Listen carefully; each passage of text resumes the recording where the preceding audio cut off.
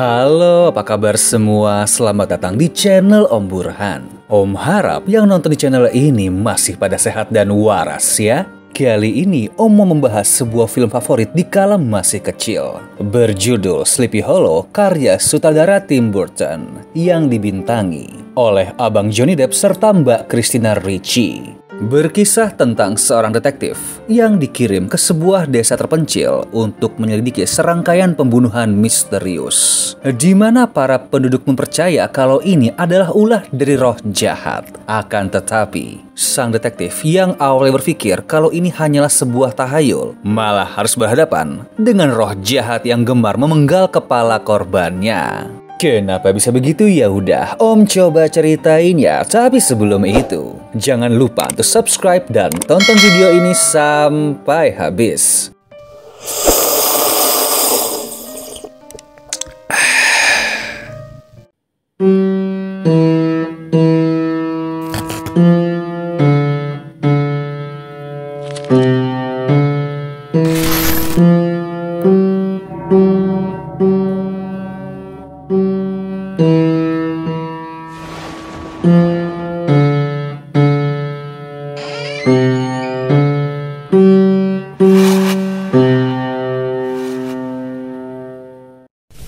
Now, children, are you sitting comfortably?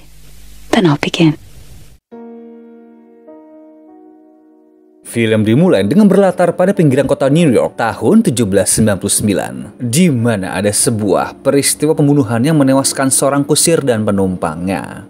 Kemudian scene berpindah dengan pengenalan seorang polisi forensik bernama Ichabod Crane yang merasa nggak puas dengan sistem penyelidikan kepolisian saat ini yang sudah terlampau kuno, sehingga banyak orang divonis bersalah di dalam pengadilan tanpa bukti kuat. Lalu mengusulkan agar melakukan modernisasi serta menerapkan ilmu patologi forensik agar dapat melakukan penegakan hukum dengan tepat. Tapi masyarakat serta pihak kepolisian sering menganggap aneh mengenai metode penyelidikan yang digunakan oleh Crane, apalagi mereka semua juga masih percaya dengan hal yang berbau tahayul. Bahkan banyak juga yang merasa kalau usulan Crane telah meremehkan meja pengadilan, sehingga sang hakim mengirimnya ke sebuah kota terpencil bernama Sleepy Hollow untuk menyelidiki kasus pembunuhan berantai, di mana dia harus menangkap sang pelaku agar ilmu forensiknya diakui. Setelah sampai, dia pun menuju rumah sang pemimpin masyarakat bernama Balthus Van Tassel.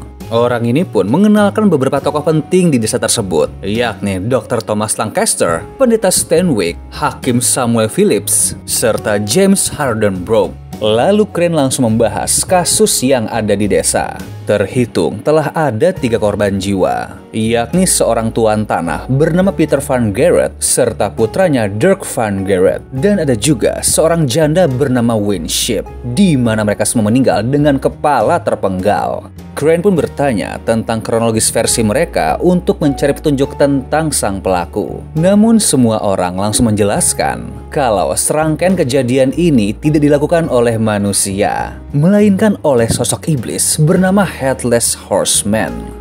Balthus pun langsung bercerita tentang sebuah legenda tentang seorang prajurit bayaran dari Hessian pada masa perang revolusi Amerika yang sangat terampil dalam pertempuran, namun terkenal kejam dan kerap memotong kepala lawannya di dalam pertempuran.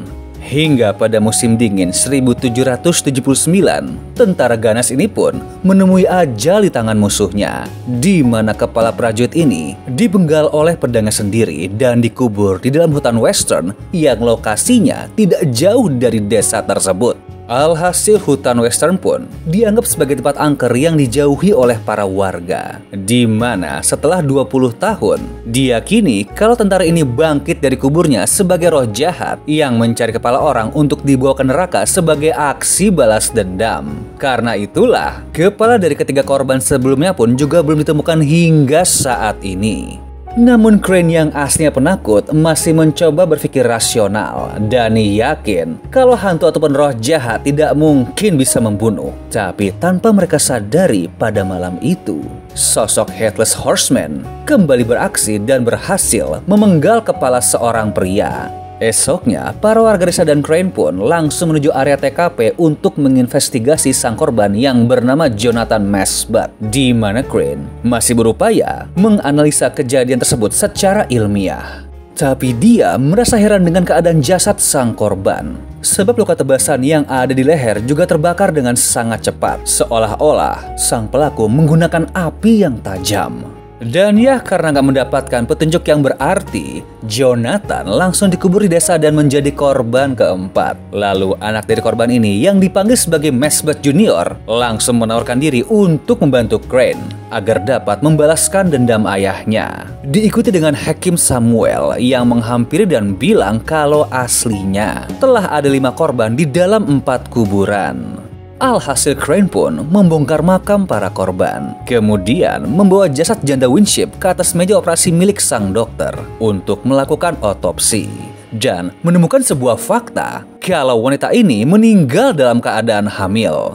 Malamnya dia terbangun akibat sebuah mimpi buruk, lalu pergi ke bawah dan bertemu dengan anak perempuan Balthus, yakni Katrina Van Tassel. Kemudian sedikit bercerita tentang sejarah keluarganya, di mana ibunya telah meninggal 2 tahun yang lalu akibat sakit keras, dan perawat yang dahulu merawat ibunya telah menjadi ibu tirinya. Walaupun aslinya Katrina telah memiliki seorang tunangan yakni Brom Farnborough, namun benih kedekatan mereka berdua tidak terhindarkan. Bahkan mengajak Crane ke sebuah rumah di pinggir desa agar dapat mengobrol dengan lebih intim. Namun saat kembali ke desa, Crane mengintip kalau para petinggi desa sedang berdebat, di mana Hakim Samuel memutuskan untuk pergi dari sana. Dia pun menghadang di pintu desa untuk bertanya kenapa hakim ini bisa tahu tentang kehamilan sang janda. Samuel pun bilang kalau perempuan itu sendirilah yang memberitahu. Namun di saat Crane bertanya siapakah bapak dari janin tersebut, mendadak suasana di sana berubah menjadi mencekam. Di mana nggak lama, tiba-tiba Headless Horseman kembali muncul dari arah hutan. Kemudian langsung memenggal dan membawa kepala sang hakim. Crane yang melihat pun hanya bisa diam membisu lalu pingsan karena shock. Setelah itu, mengurung diri di dalam kamar dalam keadaan ketakutan sebab mulai percaya tentang legenda itu. Tapi nggak lama setelahnya, dia kembali mendapatkan keberanian dan mencoba mengajak semua orang untuk pergi ke dalam hutan demi mencari makam prajurit iblis tersebut. Namun pada akhirnya, tidak ada satupun yang ingin ikut dan hanya Masbate Junior lah yang mau menemani. Saat menelusuri hutan, mereka pun bingung akan keberadaan sebuah gubuk. Apalagi di dalamnya tinggal seorang wanita tua yang terlihat seperti penyihir. Tapi anehnya, dia malah memberi petunjuk kepada Crane dengan cara membuat dirinya kerasukan. Di mana sebuah roh yang muncul pun berkata kalau Crane harus menuju arah matahari tenggelam untuk menemukan lokasi kuburan Headless Horseman yang disinyalir berada di bawah pohon mati. Crane pun segera pergi mencari, namun di tengah jalan malah bertemu dengan Katrina yang berniat untuk membantu. Dan setelah beberapa saat, langkah mereka bertiga pun sampai pada sebuah pohon tua yang nampak menyeramkan. Crane langsung mencoba memotong batang pohon yang anehnya malah mengeluarkan darah. Apalagi saat membongkar, ternyata pohon tersebut berisi potongan kepala manusia yang selama ini menghilang. Pada samping pohon itu pun terdapat bekas galian mencurigakan yang ternyata berisi tulang belulang tanpa kepala. Jadi berdasarkan temuan ini, bisa diasumsikan kalau mereka telah tiba di lokasi yang tepat, yakni makam Headless Horseman.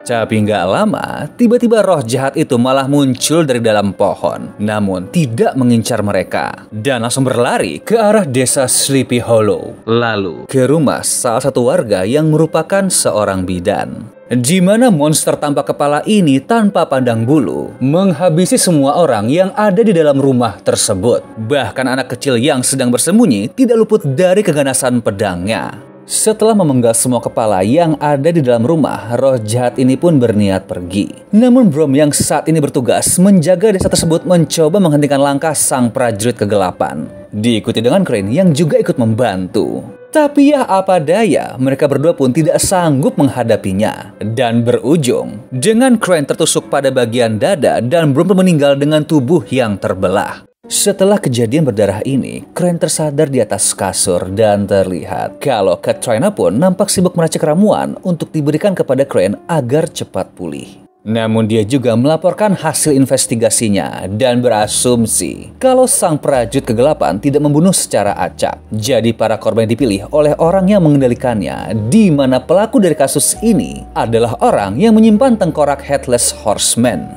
Saat tertidur, Crane kembali mimpi buruk mengenai ibunya dan terbangun dengan Katrina di samping. Lalu bercerita kalau dahulu ibunya dibunuh oleh ayahnya sendiri akibat dituduh sebagai seorang penyihir oleh pemuka agama setempat, sehingga membuatnya menjadi nggak percaya dengan agama dan memilih pindah keyakinan sebagai orang yang hanya percaya dengan logika dan hal yang berbau ilmiah. Setelah itu Crane kembali terbangun, di mana kali ini Mary Von Tassel, yakni ibu tiri Katrina, nampak sedang mengurusnya karena semua pekerja rumah telah pergi dari desa akibat takut akan teror Headless Horseman.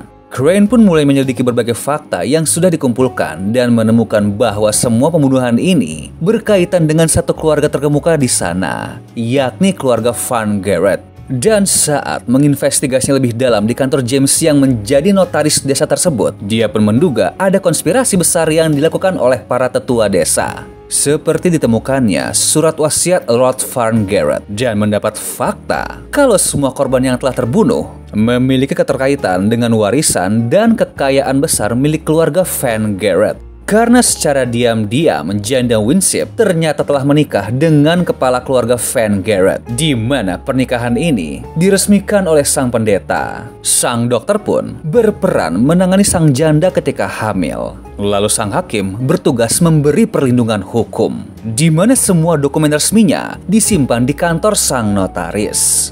Tapi sialnya, ayahnya Macbeth muda pun juga ikut menjadi korban sebab dia ditunjuk menjadi saksi di dalam surat warisan tersebut. Jadi, berdasarkan kepingan fakta ini, Crane menyimpulkan bahwa semua ini adalah plot untuk menguasai harta keluarga Van Garrett yang diduga dilakukan oleh keluarga dekatnya, yakni Balthus Van Tassel. Sang penyidik ini pun segera kembali untuk memikirkan langkah selanjutnya. Namun agak terkejut ketika mendapati Katrina sedang menunggu di dalam kamar. Apalagi Macbeth muda pun juga menemukan hal aneh di bawah kasur, di mana ada sebuah tulisan yang dipercaya sebagai mantra sihir.